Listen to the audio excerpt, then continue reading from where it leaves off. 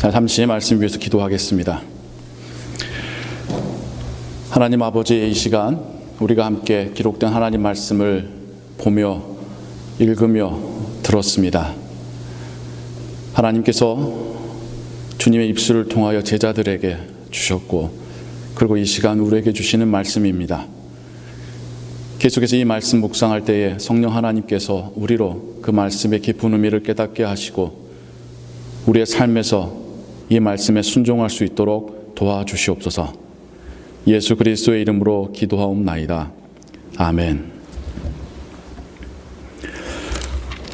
오늘 우리는 누가복음 11장에 있는 예수님의 비유 하나를 함께 읽고 들었습니다.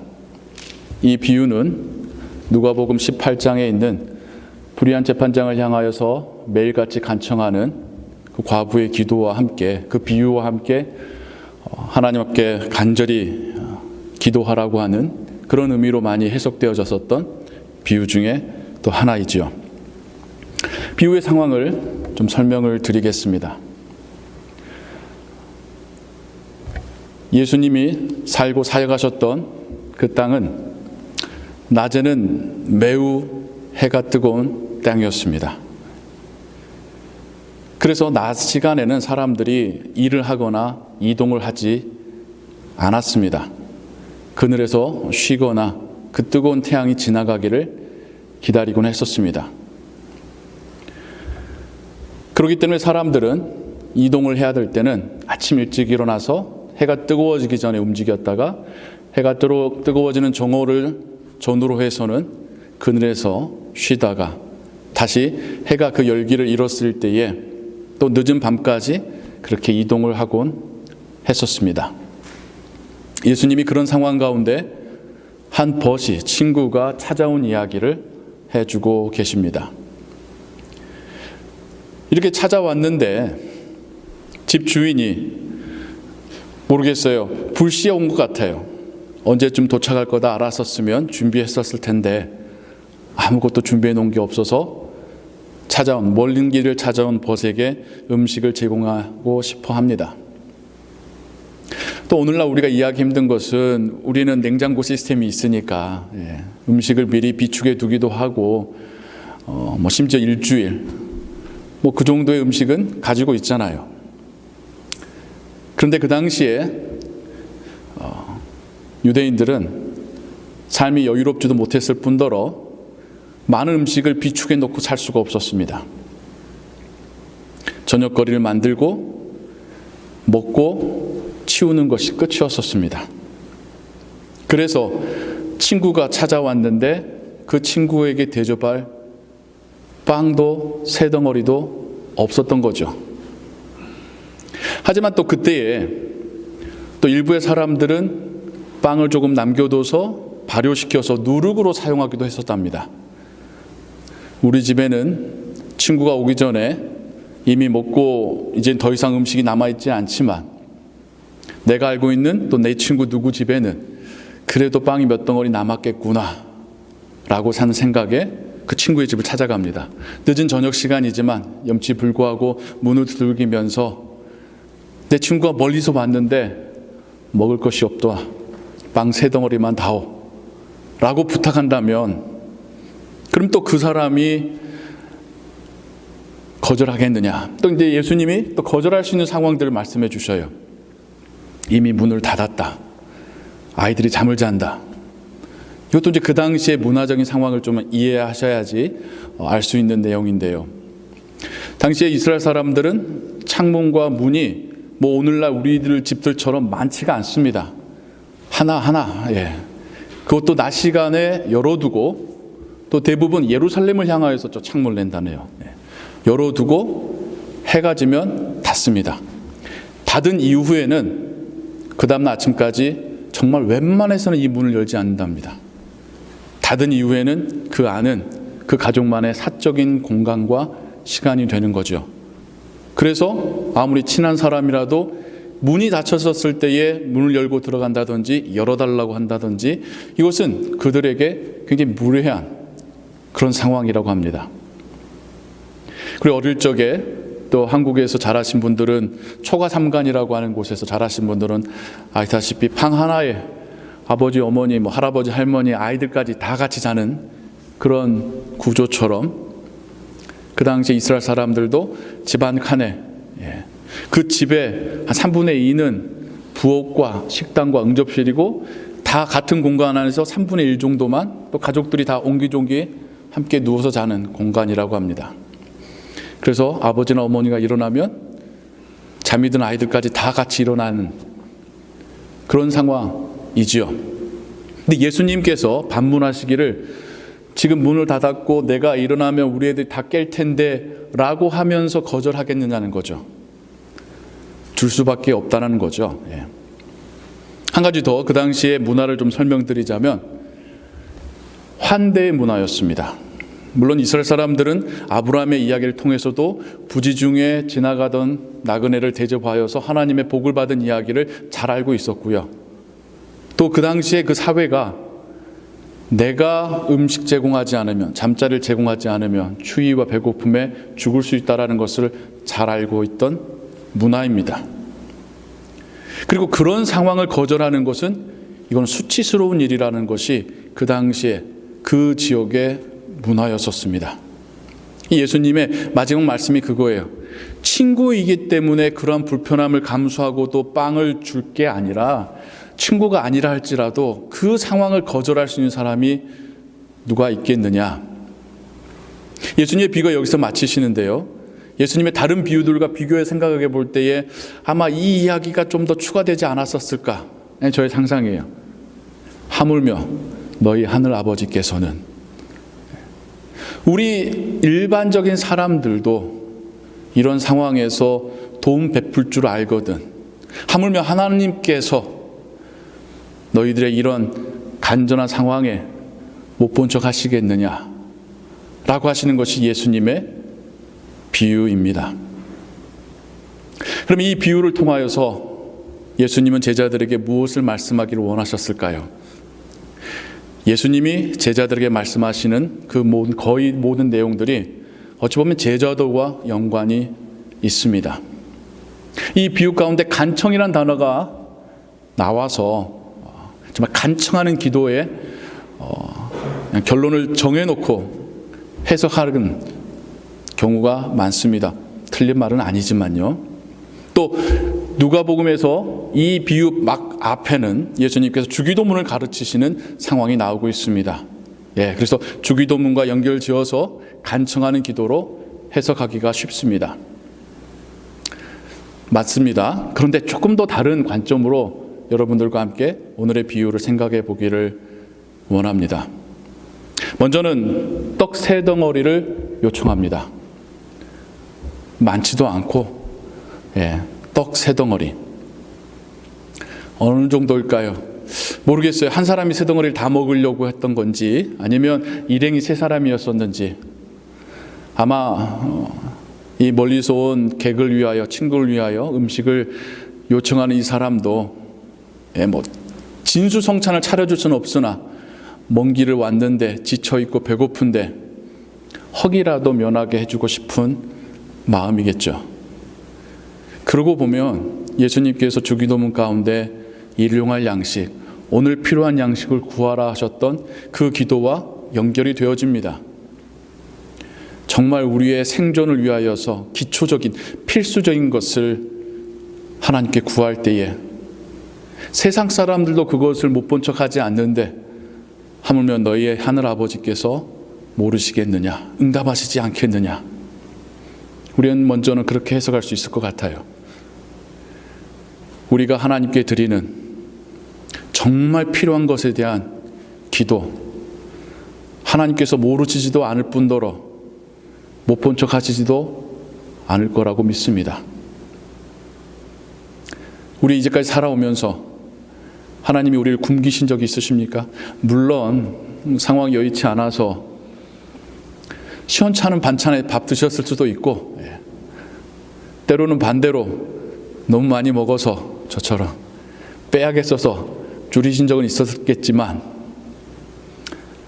하나님께서 우리를 굶기시기까지 하면서 여기까지 인도하시지는 않았지 않습니까? 물론 기아에 고통받는 땅이 여전히 있음을 압니다만, 우리가 하나님께 기도하고 하나님의 은혜를 받을 때에 우리가 구하는 기준이 어디에 있는지, 일용할 양식에 있는지, 그래서 그것을 받았음에 감사하고 있는지, 빵 세 덩어리에 자족하고 있는지, 그것을 넘어서는 다른 사람보다는 더 우월한 삶을 하나님께 기도하고 있지는 않는지, 예수님의 제자들에게 주셨던 이 비유가 또 우리에게는 어떤 의미가 있는 것일까요? 우리에게 빵 세 덩어리는 무엇일까요?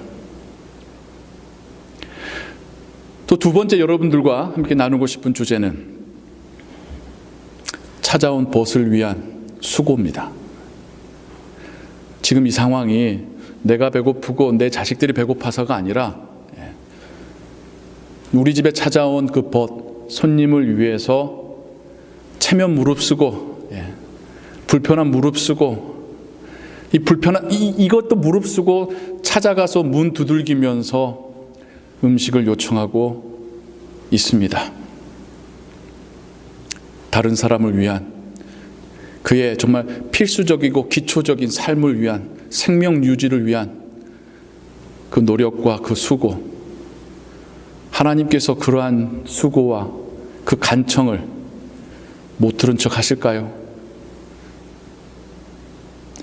특별히 예수님의 제자들의 상황을 우리가 한번 생각해 보건대, 이 예수님의 비유가 떠올라서 기록한 누가는 사도 바울과 함께 선교지를 누볐던 사람입니다. 어찌 보면 그가 바로 그의 인생 가운데서 밤늦게 찾아가고 정말 체면 무릅쓰고 자신들에게 음식을 공급했었던 성도들의 사랑을 경험했었던 장본인 아니었을까요? 그가 그것들 떠올리며 예수님의 말씀과 연결시키면서 하나님이 이렇게 주의 종들을 먹이시고 또 그 성도들의 가정을 은혜로 채우시는구나 떠올랐지 않았었을까요?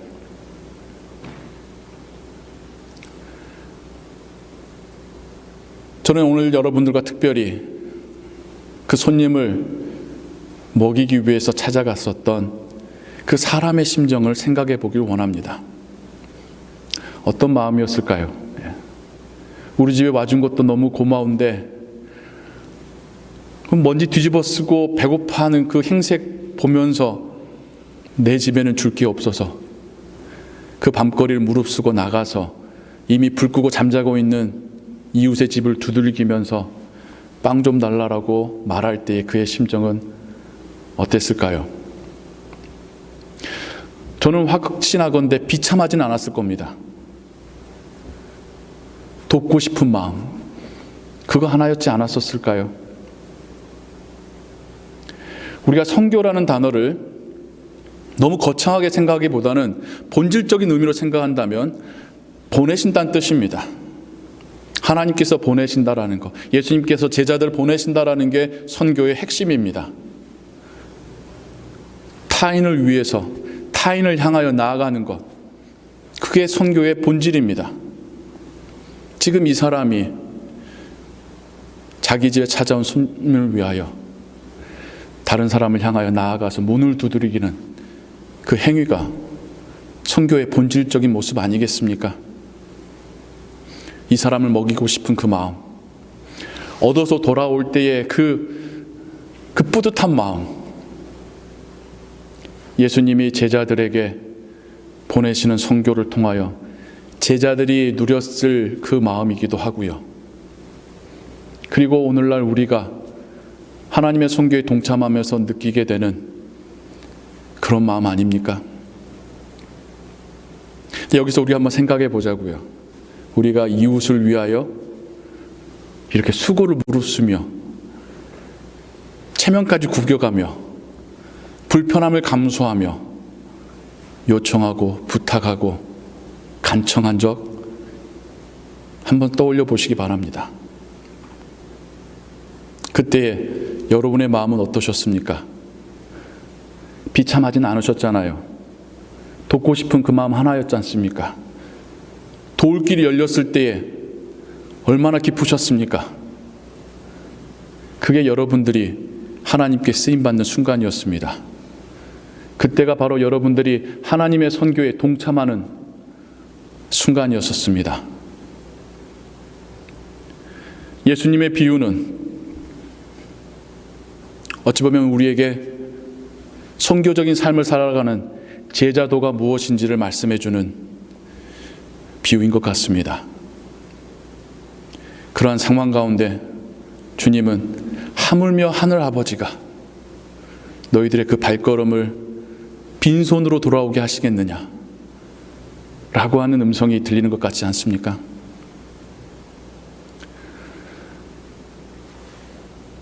교회가 무엇입니까?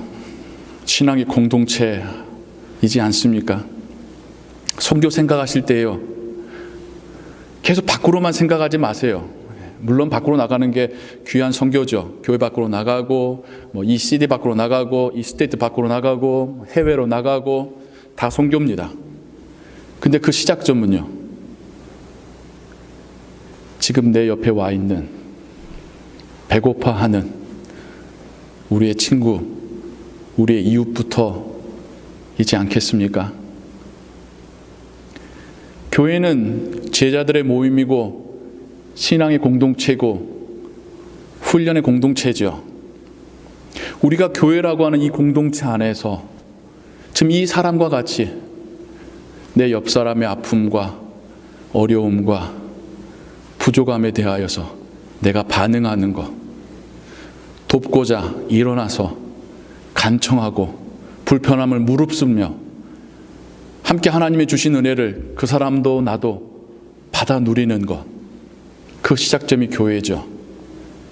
그렇게 우리가 우리 옆에 있는 사람부터 돌보고 섬기면서 이게 선교구나, 이런 마음으로 빈민에게 찾아가고 복음 듣지 못한 사람들에게 찾아가고 도움 필요한 사람들에게 찾아가는 거구나 알게 되는 거 아니겠습니까? 그런 의미에서 교회는 선교의 훈령의 장이죠. 이민생활, 이민교회 힘들죠. 어느 날 갑자기 와서 같이 예배 드리고 또 어느 날 정들었다 싶었더니 또 어느 날 또 훅 떠나기도 하고, 한국에서 같이 자란 지역교회하고는 사뭇 다른 게 이민교회입니다. 그러니까 이민교회 안에 사람에 대한 상처도 많습니다.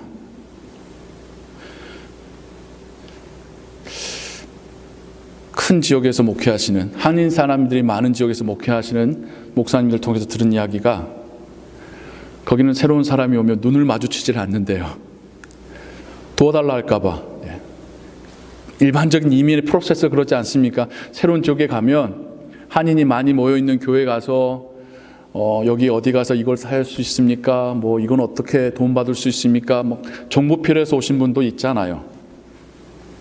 이런 분들한테 너무 지쳐서 교인이 새로 오면 환영하는 게 아니라 도움 부탁할까 봐 눈을 마주치지는 않는데요. 좀 씁쓸하면서도 웃기기도 한 상황입니다. 그러면서 어느 순간 일주일 동안 각자가 각자 일터에서 혼자 잘 생존하다가 버티고 있다가 주일날이 되면 그냥 한 공간에서만 예배 드리는 그런 교회가 되어버린 교회도 있습니다. 그래서 우리가 영적인 가족이라는 느낌이 아니라, 함께 하나님을 예배한다는 느낌이 아니라, 그냥 내가 하나님 은혜와 위로 필요해서 여기 와 있다라고 하는, 심지어 교회가 크고 사람이 많이 모였어도 그 속에서 홀로라고 하는 외로움을 느끼고 있는 그런 분들도 있습니다. 상처받지 않고자 충분히 이해는 하지만, 상처받지 않고 살려고 하면, 손해보지 않고 신앙생활 하려고 한다면 할 수 있는 게 뭐가 있겠습니까? 아무것도 없습니다. 마치 한 달란트 받아서 땅에 묻어두고 있다가 그거 돌려주는 종하고 똑같은 삶을 살게 되는 것입니다. 손해볼 수도 있고 잃을 수도 있다라는 위험에도 불구하고 주를 위해서, 주인 위해서 그 2달란트와 5달란트 가지고 일했었던 그 종들의 삶이 주인에게 칭찬을 받았습니다. 제가 한빛교회에서는 그런 이야기를 들어보진 못했습니다만은 예전에 사역했었던 교회에서 보면 때로는 도움을 지속적으로 필요한 사람들 보면서 얄미워하는 분도 있어요. 좀 그만, 혹은 너무 의도적으로 그러는 것 같다. 근데 얼마나 도와줬다고요? 도와주면 얼마나 도와줬다고 벌써 지쳐가지고 얄미워하는 걸까요?